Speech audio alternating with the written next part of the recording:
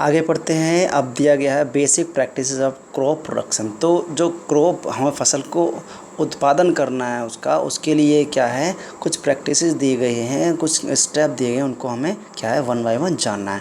तो ये जो स्टेप दिए गए हैं इनको ही हम कहते हैं क्या है, ये है एग्रीकल्चर प्रैक्टिसेस। ठीक है ना। तो वन बाय वन क्या ये 7 दिए गए हैं। प्रिपरेशन ऑफ सॉइल यानी जो मिट्टी तैयार करना, फिर बुवाई करना, फिर उसमें खाद फर्टिलाइजर्स वगैरह होते हैं उनको मिलाना, सिंचाई करना, खरपतवार जो होते हैं उसको हटाना, और हार्वेस्ट मतलब उसको लास्ट में काटना, और क्या है स्टोरेज मतलब क्या है उसको भर करके भंडारण करना। ये सारी चीज़ें एग्रीकल्चर प्रैक्टिस में आ जाती हैं।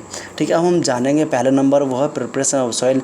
देखिए इसका मतलब क्या है, मिट्टी को तैयार करना। किसके लिए तैयार करना भाई, मिट्टी को तैयार करना है फसल बोने के लिए। तो तैयार करने के लिए क्या करेंगे, उसकी हम जुताई करेंगे। ठीक है ना।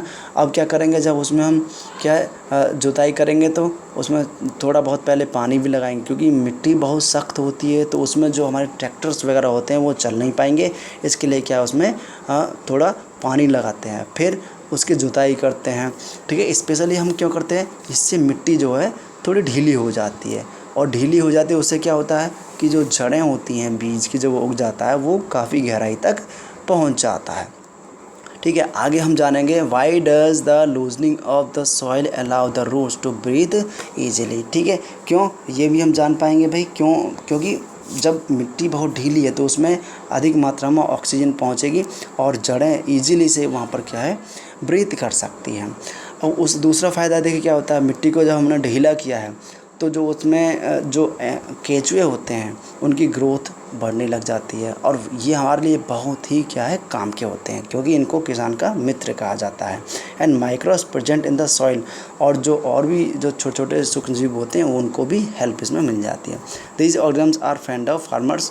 मैंने कहा देखिए अभी क्या है कि किसान के क्या मित्र होते हैं, और ये भी क्या है भूमि को पलटने का, ढीला करने का काम करते हैं, और उसमें ह्यूमस भी ऐड करते हैं। ठीक है। अब आगे जानते हैं।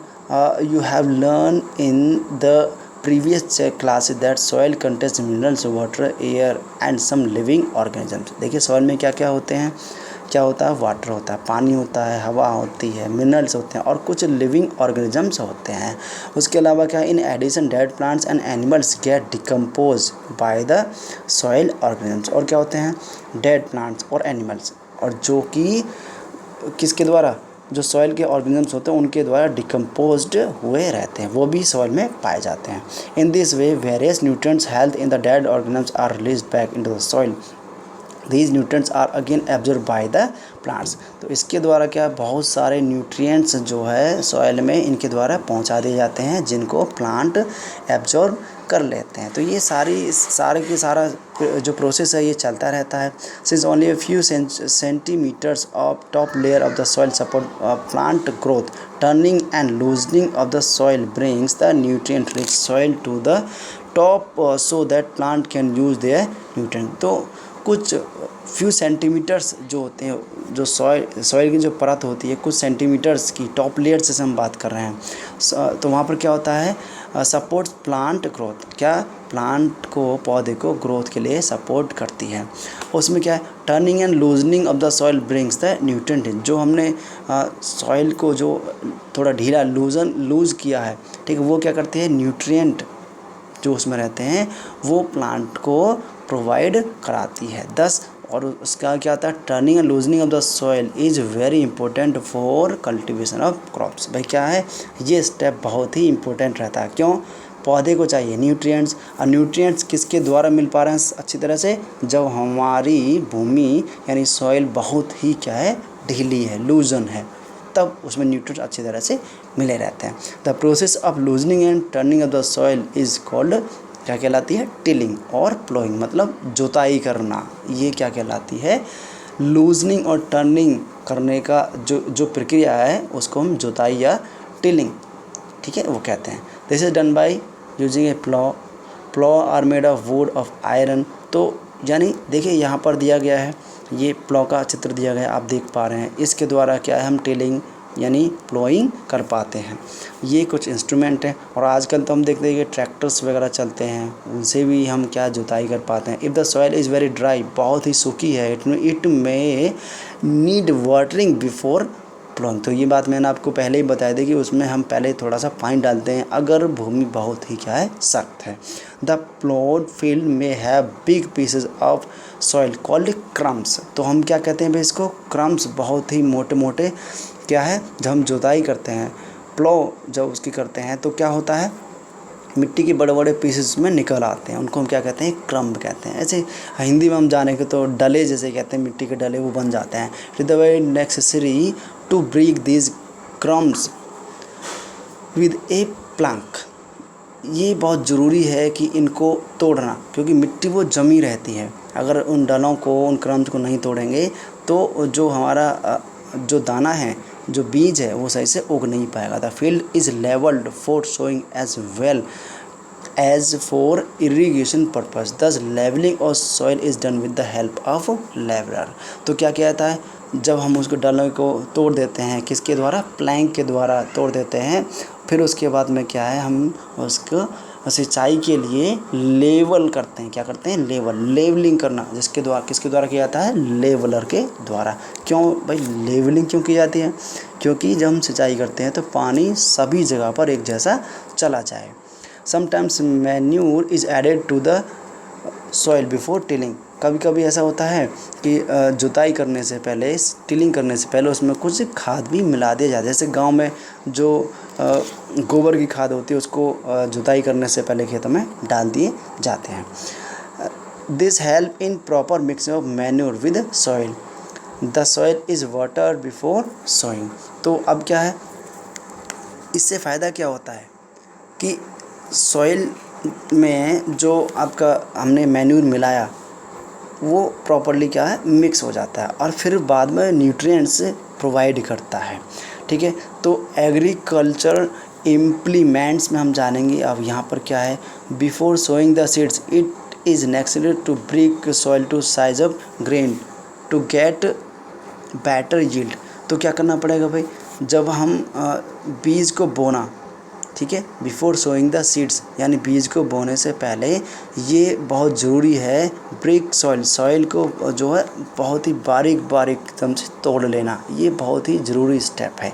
This is done by the help of various tools. कई सारे टूल्स होते हैं, उनके द्वारा इसको किया जाता है।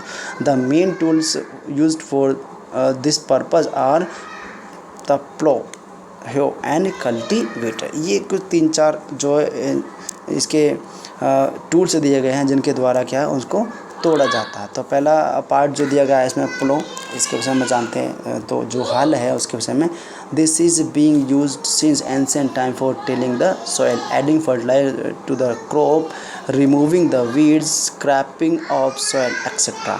तो ये बहुत पहले से ही, एंशिएंट टाइम से ही, पुराने समय से ही हल का प्रयोग किया जा रहा है। और इससे क्या होता है, इससे क्या होता है भाई कि उसमें फर्टिलाइज़र को मिलाना, क्या है, जो खरपतवार होता है उसको हटाना और सॉइल को ठीक करना, ये सब किया जाता है।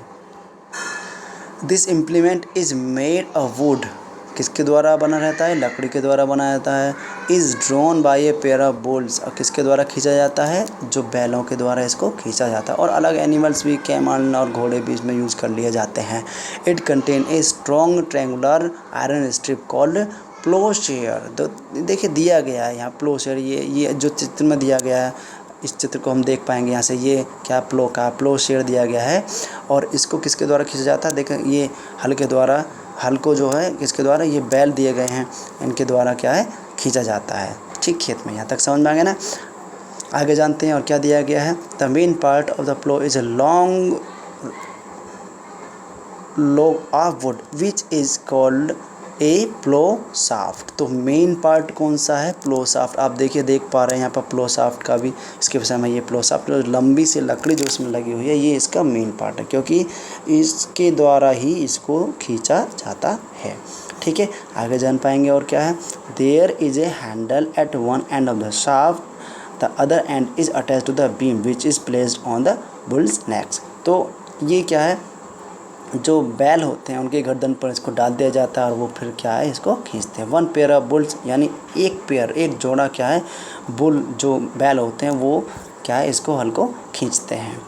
The indigenous wooden plough is increasingly being replaced by iron plough nowadays. तो ये जो इंडिजीनियस बनाया गया यानी अपनी आधुनिकता से भारतीय आधुनिकता से जब बनाया गया है जो लकड़ी का जो था अब उसको किसके द्वारा मतलब उसको लोहे के उसमें परिवर्तित कर दिया गया। यानी आजकल जो ये हल आते हैं वो लोहे के बने हुए रहते हैं। दूसरा दिया गया है ह्यू में देखिए it is a simple tool दिया गया है which is used for removing weeds and for loosening the soil. तो देखिए ह्यू का आप चित्र देख पा रहे हैं, ये ह्यू का क्या है चित्र है और इसको हम क्या करते हैं किसके लिए प्रयोग करते हैं भाई, जो खरपतवार होते हैं उसको हटाने के लिए और किसके लिए लूजनिंग द सॉइल और मिट्टी को ढीला करने के लिए भी इसको प्रयोग किया जाता है। It has a long rod of would और आयरन, किसका या तो लकड़ी का या फिर आयरन का, इसमें भी एक लंबी रॉड क्या है लगी हुई रहती है और जो क्या है a strong broad band plate of iron is fix to one of its end work like a blade it is pulled by animals. तो अब क्या दिया जाता है इसमें एक और क्या है आयरन या लकड़ी का एक ब्लेड लगा रहता है और इसको भी क्या है एनिमल्स के द्वारा खींचा जाता। तो ये ब्लेड हो गया, ठीक है, ये आयरन रॉड हो गई। तो ये आपने किसी चित्र देखा है, ह्यू का चित्र देखा है, ठीक है। आगे दिया गया है cultivator. Now it is ploughing is done bye tractor driven cultivator. तो ट्रैक्टर ड्रिवन कल्टीवेटर्स, तो कल्टीवेटर्स का चित्र देखिए आप देख पा रहे हैं ट्रैक्टर के पीछे ये दिया गया है कल्टीवेटर, इसके द्वारा भी क्या जुताई की जाती है, ठीक है। यहाँ तक पहला पार्ट हमने पढ़ा है। नेक्स्ट पार्ट को हम देखेंगे नेक्स्ट डे जो है शोइंग।